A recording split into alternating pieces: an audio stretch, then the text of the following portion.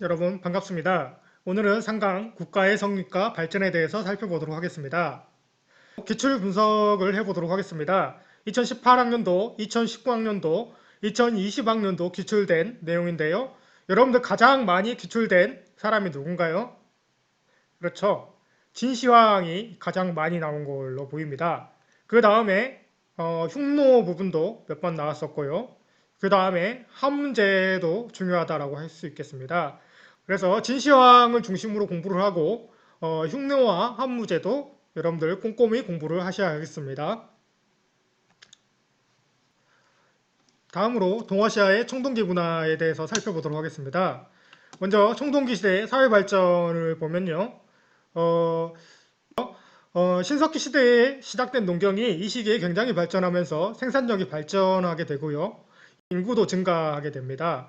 그러다 보면 생활하기에 먹고 남는 잉여 생산물이라고 하는 것이 생기게 되고요. 그것을 두고 인간들 사이에서 분쟁이 생겨나면서 계급이 나누어지게 됩니다. 그리고 이러한 계급이 나눠지게 되면서 정치체들이 등장하게 되고요. 이 정치체들이 통합을 이뤄내면서 국가가 성립된다라고 할 수 있겠습니다. 그리고 국가는 통치에 필요한 군대나 법률, 감옥 같은 것을 만들게 된다라고 할 수 있겠습니다. 그럼 다음으로 동아시아 각 지역의 청동기 문화에 대해서 보도록 하겠습니다. 이 각 지역의 청동기 문화는 지난 시간에 배웠던 신석기 문화와 같이 연결되어서 반드시 유물 사진으로 문제가 나오니까 여러분들 각 지역의 유물들을 그 지역과 연결시켜서 알 수 있어야 되겠습니다. 몽골 지역에서는 이러한 판성묘가 발견되고 있습니다. 판성묘라고 하는 건 시신을 안치하고 그 주변에 돌을 세우는 것을 말합니다. 그러면 여러분들 몽골에서는 왜 이런 형태의 무덤을 만들었을까요? 한번 생각해 봤는가요? 이런 식의 무덤을 만든 건 광활한 초원에서 이 무덤을 다음에도 알아보기 위해서 이런 식의 판석묘 형태의 무덤을 만든 걸로 추정을 하고 있습니다. 그 다음에 이런 식의 북방식 단검이 출토되고 있는데요. 이 북방식 단검의 가장 큰 특징은 고리가 있다는 점입니다. 여러분 그러면 이 고리는 왜 만들었을까요? 네, 그렇습니다. 몽골에 사는 사람들은 주로 말을 많이 타고 다니죠. 그러면 그 말을 타다 보면 여러분들 만약에 이 고리가 없으면 검이 떨어질 수가 있겠죠. 그래서 이런 식으로 고리를 만들어서 말을 타도 떨어지지 않게 이런 식으로 고리를 만들었다라고 볼 수 있겠습니다. 그리고 이 황허강 중국 유역, 중국 지역이죠. 이 유역에서는 이러한 청동 술잔이나 청동 솥이 발견되고 있는데요. 이 유물은 중국의 최초의 왕조인 하왕조와 그 다음 왕조인 상왕조와 연결이 되기 때문에 그 부분을 하면서 자세히 하도록 하겠습니다. 그 다음에 이 비파양동gon과 고인돌은 여러분들 많이 봤을 텐데요. 우리나라 최초 국가인 어느 국가의 대표 유물이라고 할 수 있죠? 네, 그렇죠. 고조선과 관련된 유물이라고 할 수 있겠습니다. 다음으로 일본 지역의 청동기 문화에 대해서 살펴보도록 하겠습니다. 일본 지역의 청동기 문화를 대표하는 유물은 이 청동종입니다.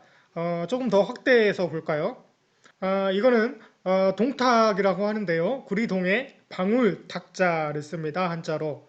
그래서 이것은 제사를 지낼 때 소리를 내는 도구입니다. 그래서 일본의 이 청동기 문화를 대표하는 유물인데 이 청동기 일본의 청동기 시대를 야요이 문화라고도 부릅니다. 그 이유는 일본의 청동기 시대 때 이러한 토기가 발견되기 때문인데요.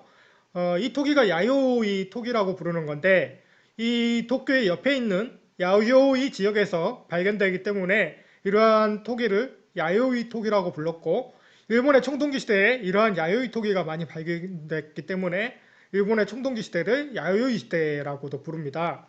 그럼 다음으로 동아시아 지역에서 출현한 국가들에 대해서 살펴보도록 하겠습니다. 먼저 중원 지역, 중국 지역의 국가들에 대해서 살펴보도록 하겠습니다. 먼저 중국 지역의 첫 번째 왕조는 하 왕조인데요. 이 하 왕조는 BC 2000년경 황하경 중류에서 청동기를 기반으로 출현한 걸로 추정하고 있습니다. 그리고 얼리터우 유적과 연결이 되는데요. 그러나 이 문자 자료가 나오지 않아서 실존이 의심되고 있습니다. 그래서 중국의 최초의 왕조를 과연 하라고 확실하게 이야기할 수가 없다라고 하는 것인데요. 이 하왕조의 유적지가 양사읍나의 근처에 있는 이 얼리토우 유적지입니다. 이 유적지에서 이러한 유물들이 출토되고 있는데요. 우리 동아시아의 청동기 문화에 대해서 공부를 했을 때 얼리토우의 청동 술잔을 잠깐 봤었죠. 이게 바로 이것인데요. 그것이 바로 이것인데요. 이것의 연대를 측정해 본 결과 중국의 두 번째 왕조인 사왕조의 시기보다 훨씬 이른 시기의 유물로 추정이 됩니다. 그래서 사왕 왕조보다 이른 시기의 왕조는 역사 기록에 하왕조가 있었다라고 합니다. 그래서 하왕조의 유물로 추정을 하는 거고요. 그렇지만 하왕조가 정말로 실제했다라고 단언할 수 없는 건 이 지역에서 당시에 문자 자료가 나오지 않아서 그 실제를 의심받고 있는 상황입니다. 이 얼리토 유적에서는 이러한 궁궐 형태의 유적이 발견되기도 하는데요. 가로와 세로가 100m에 이르는 거대한 궁궐로 추정을 하고 있고 이러한 거대한 궁궐의 모습으로 봤을 때 이 당시에 큰 정치체가 출현하지 않았을까라고 추정을 하고 있고 이것을 하왕조와 연결시키고 있습니다.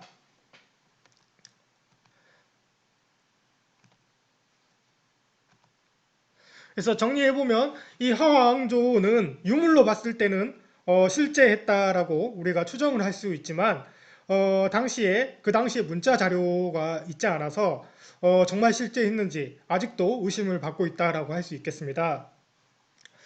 다음으로 중국에서 등장한 두 번째 왕조가 이 상왕조입니다. 이 상왕조는 BC 1600년경 황하관 중국 지역에서 하왕조 이후에 출현한 중국의 두 번째 왕조고요. 이 상왕조의 가장 큰 특징은 이 신정정치를 했다라고 하는 겁니다. 이 신정정치라고 하는 건 국가의 중요한 일을 점을 쳐서 결정했다라고 하는 건데요. 이 점을 해석하는 사람이 바로 왕인데요. 이 왕이 그 전복의 내용을 각골문으로 기록했다라고 할 수 있겠습니다. 그래서 이 상나라에서는 반드시 여러분들이 이 신정정치를 했다라고 하는 것, 그리고 그것을 각골문으로 기록했다라고 하는 것은 기억하고 있어야 됩니다. 그리고 이 상대에는 막대한 양의 청동기가 제기와 무기로 제작되게 되는데요. 이 청동기는 당시에 많이 지냈던 제사 때 사용된 걸로 추정이 되고요. 당시에 왕의 권위를 상징한다라고 하겠습니다. 그래서 이 큰 청동기를 사람들이 봤을 때 굉장히 놀라게 되는 거고요. 이 왕에 대해서 큰 권위를 느꼈을 것으로 추정을 하고 있습니다. 상나라의 수도인 은어가 있었던 지역이고요. 그 다음에 상나라의 지배 영역이 이 정도까지 미쳤을 것으로 추정을 하고 있습니다. 다음으로 여러분들이 이 문자를 무엇이라고 부르죠? 그렇죠.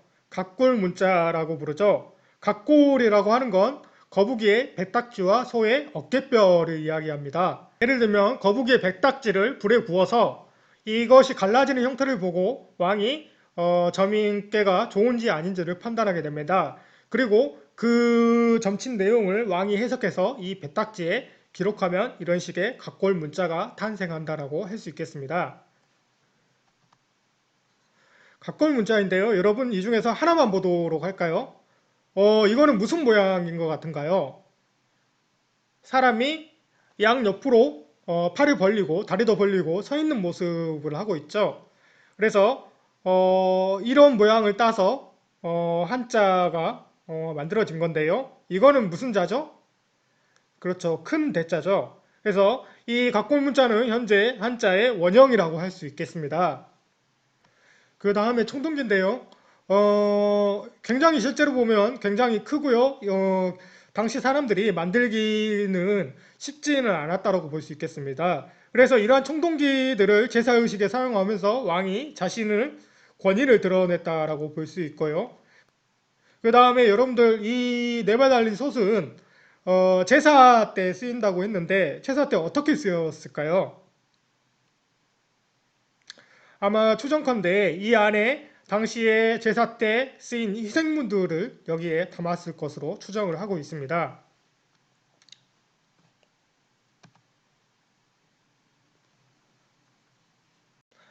다음으로 상왕조의 멸망에 대해서 이야기를 해야 되는데요. 이 상왕조의 멸망과 관련해서는 주지육림이라고 하는 고사성어가 유명합니다. 주지육림이라고 하는 말은 술 연못과 고기 숲이라는 뜻인데요. 극히 후사스럽고 방탕한 잔치를 일컫는 말입니다.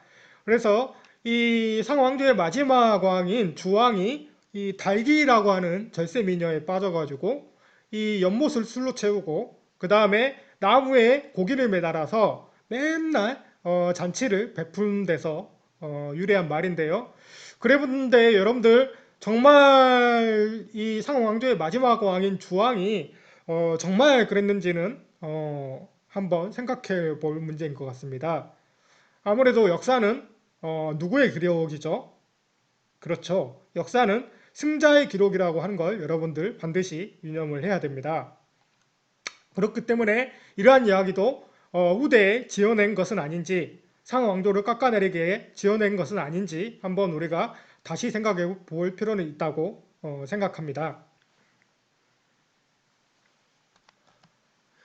그러면 오늘 수업은 여기까지 하도록 하고 과제는 좀 전에 주지육림이라고 하는 고사성어를 배웠는데요. 그 고사성어의 내용이 정말 사실로 믿을 수 있을지 한번 생각해 보고 만약에 믿을 수 없다면 그 이유를 한번 적어봤으면 좋겠습니다.